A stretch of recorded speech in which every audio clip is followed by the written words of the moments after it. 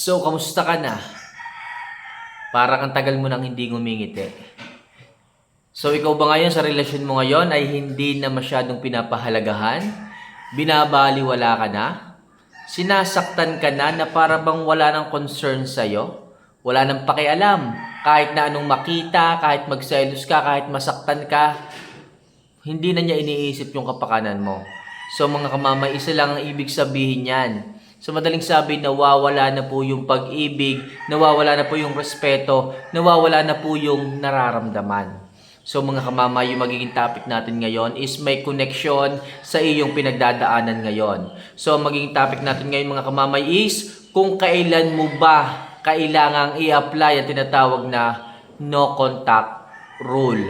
Yes mga kamamay, pag sinabing no contact rule, kayo po ay hindi magpaparamdam, kayo po ay iiwas, kayo po ay mawawala sa buhay ng isang lalaki. Kung kayo man ngayon is may jowa, kung kayo man ngayon is may asawa, at tipong hindi kayo pinapahalagahan, binabaliwala, sinasaktan, nawawala na ang malasakit, nawawala na ang pag-ibig, sa madaling sabi, ito na ang panahon kung kailan mo i-apply ang tinatawag na no contact rule. Okay? So maging topic nga natin ngayon is kung kailan mo nga ba kailangang i-apply ang no contact rule para po maliwanag sa lahat.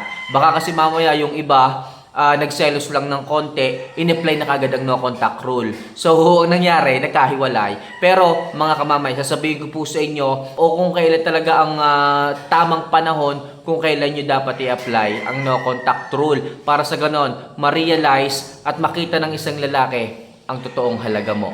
Para sa ganon, manumbalik ang interes sa'yo ng isang lalaki, para manumbalik ang halaga mo, ang value mo, ang pagmamahal, ang pagrespeto sa'yo ng isang lalaki. So mga kamamay, kung gusto mo yung ganyang klase ng love advice, isa lang hinihiling ko, bago natin simulan to, don't forget to click the subscribe button, notification bell, and i-like mo na rin ang video ito para sa mas marami pang love advice na kagaya nito na aking i-upload. Alright? So kung napindot mo na yung mga buttons na yan, simulan na natin ang topic natin ngayong araw na ito. So kailan nga ba kailangang i-apply ang no contact rule? So number 1, kapag lantara na ang pananakit sa feelings at damdamin mo. Oo, kapag ang isang lalaki is masyado ng obvious sa pambababae. Okay? Kapag ang isang lalaki ay masyado ng obvious sa pananakit sa damdamin mo, kapag siya ay may kausap na ibang babae, hindi niya iniisip kung anong mararamdaman mo. Kahit kaharap ka pa niya, kahit nakikita mo pa, hindi niya iniisip yon. So sa madaling sabi, wala na siyang pakialam sa feelings mo, wala na siyang pakialam sa nararamdaman mo, masaktan ka man o hindi. Ang mahalaga, makausap niya yung isang babaeng gusto niya. Kapag kaganyan ang pinapakita at pinaparamdam sa'yo ng isang lalaki, bigyan mo siya ng tinatawag na no contact rule. Sigurado ako kapag ang isang lalaki ay binigyan mo niyan, makikita niya ang halaga mo sapagkat mawawala ka, hindi ka magpaparamdam, titiisin mo siya. Yung mga ginagawa mo dati, ititigil mo. Para sa ganun ng isang lalaki ay mag-isip, magtaka, magtanong kung bakit bigla kang nawala sa buhay niya. Right after, siguro mga 1 month or 2 months, hindi natin alam kung hanggang kailan mo gagawin yan sapagkat depende ito sa sa damdamin din ng lalaki. Kung masyadong matigas, medyo magtatagal. Pero kung malambot, lalapit yan, tatawag yan, makikipag-usap sa iyo kung may halaga ka pa sa kanya. Kailangan mong i-apply ang no contact rule. Okay? Kapag ang isang lalaki ay lantara na ang pananakit sa feelings at damdamin mo. So number 2, kung kailan mo dapat i-apply ang no contact rule. Kapag binabaliwala ka niya. Oo mga kamamay. Napakasakit na ito kapag binabaliwala ka na sa buhay niya. Ibig sabihin, hindi ka na niya binibigyan ng oras. Hindi ka na niya kinakamusta. Hindi ka niya tinetext. Kahit wrong send, wala. Sa madaling sabi, lumilipas ang araw, lumilipas ang oras, wala siyang paramdam. Online naman siya. Online ka rin. Pero ni wrong send, wala. Okay, bakit gano'n ng mga lalaking yan? Ikaw yung jowa, ikaw yung girlfriend, asawa ka, hindi kayo nagkikita, Magkalayo kayo, online siya, pero bakit binabaliwala ka niya? Bakit hindi kanya mini-message? Bakit hindi kanya kinakamusta?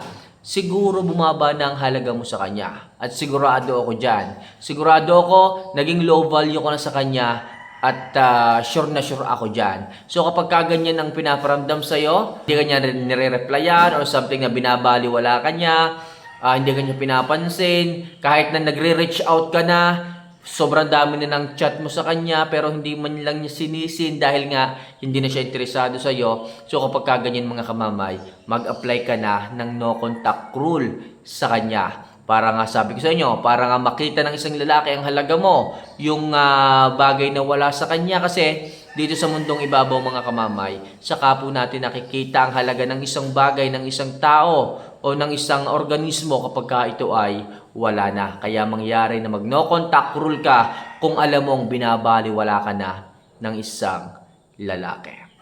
So number 3, kapag hindi na consistent ang oras at pagmamahal sa iyo ng isang lalaki. Oo, kapag ang isang lalaki ay pasulpot-sulpot na lang, okay, hindi mo inaasahan, bigla na lang magpaparamdam. Tapos biglang mawawala. After 1 week, saka ulit magpaparamdam. Pero jowa mo siya, pero asawa mo siya. Bakit ganon? Ibig sabihin, meron siyang ibang bagay, ibang taong binibigyan ng oras din, kagaya mo. Kapag kaganyan, nakakalito yan. Hindi alam kung sino talaga yung totoo, sino yung totoong mahal, at sino talaga yung totoong kabit. Kapag kaganyan mga kamamay, ikaw na ang magparaya, mag-apply ka na ng no contact rule. Sapagkat kapag ka napabuhos doon sa isang babae, yung lahat ng oras niya, mamimiss ka niya. Bakit? Mananawa siya eh. Mapupunta doon lahat ng oras sa isang tao o isang babae. Mamimiss ka niya. At kapag ka na-miss ka niya, magme-message ulit siya at doon ka na mag-i-start na mag-no contact rule. Walang message, walang reply, walang scene. Hayaan mong siya ang mahirapan, ang ma-stress sa kaiisip kung talaga ikaw ang number 1 sa puso niya. Gawin mo yung no contact rule kapag ka nagkukulang na at hindi na consistent ang pag-ibig, ang oras at pagmamahal niya sa iyo. Okay? So next, kapag wala na siyang respeto sa iyo. Oo, mga kamamay, masakit din po ito. Siguro itong mga ibinibigay kong ito yung mga bagay na nararanasan mo ngayon. Kapag ka hindi ka na nire-respeto, yung tipong hindi ka na niya tinatalong sa mga bagay-bagay, nakakapag-desisyon na siya ng mag-isa at hindi ka na niya, okay, tinatanong. Especially, magkasama nga kayo sa bahay. Pero, hindi ka naman niya kinakausap. Kausapin ka niya, sumagot man siya, galit. Okay, tapos kausapin mo siya, tanungin mo, ayaw agad sumagot.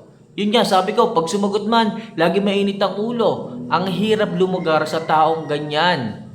Nawawala na yung respeto sa iyo. Tapos kapag ka maraming tao, lagi kanyang sinisigawan, lagi kanyang pinagmumura. Nasaan ang respeto bilang asawa, bilang jowa? Kapag kaganyan mga kamamayang isang lalaki, dapat bigyan siya ng no contact rule para makita niya ang halaga mo, para makita niya kung ano ang kulang kapag ka nawala ka. Napakasakit masigawan, napakasakit mawala ng respeto at irespeto ng isang lalaki. Kaya kung ako sa inyo, magpaparaya na ako, mag-no contact rule na ako, okay, mag-i-step backward na ako para sa ganun. Makahinga rin ang isang lalaki, para sa ganun, mabawasan din ang sakit at isipin ng isang lalaki. Baka kasi mamaya, ikaw pala ang nagdadagdag ng sakit sa ulo ng isang lalaki. Pero kung totoong nandoon pa rin ang pagmamahal, nandoon pa rin ang tinatawag na love sa puso niya, kapag ka nawala ka, pilit kanyang hahanapin. Pilit kanyang tatanungin, pilit kanyang ite-text, chat-chat kung nasaan ka. Sigurado yan mga kamamay. At sigurado ako, dyan sa pagkakataon na yan, kailangan mong magbigay at mag-apply ng no contact rule kapag ka nawawala na siya ng respeto sa iyo. So next, kapag hindi ka na niya pinakikinggan, oo mga kamamay, sa isang relasyon, alam ko masakit din po ito. Kapag ka dumating yung oras at panahon na kapag ka may sinasabi ka, hindi na siya nakikinig. Hindi ka niya pinapakinggan. Nakikiusap ka, pero pasok lang sa kabila, labas din sa kabila. Masakit yung ganyan. Ikaw yung babae, pero kapag ka nagsasuggest ka sa kanya, parang hindi na siya interesado sa mga sinasabi mo. Hindi ka na niya pinapakinggan, hindi ka niya na sinusunod. Napakasakit niyan mga kamamay. Kaya kung ako sa inyo mga kamamay, kung siya ay hindi na nakikinig sa inyo, wala nang pakialam, hindi na siya nakikinig sa mga sinasabi nyo, it's time for you to apply the no contact rule sa inyong pag-ibig, sapagkat hindi ka na nire-respeto ng isang lalaki kapag hindi na siya nakikinig sa mga sinasabi mo. Okay? So, diyan pa lang mga kamamay, alam mo na talagang ang isang lalaki ay hindi na interesado sa iyo, kaya i-apply mo na yan sa inyong relasyon. So, next and last, kapag hindi siya nagbabago, oo mga kamamay, sabihin na nating nakikipag-usap nga siya. Okay? Tumutugon naman siya.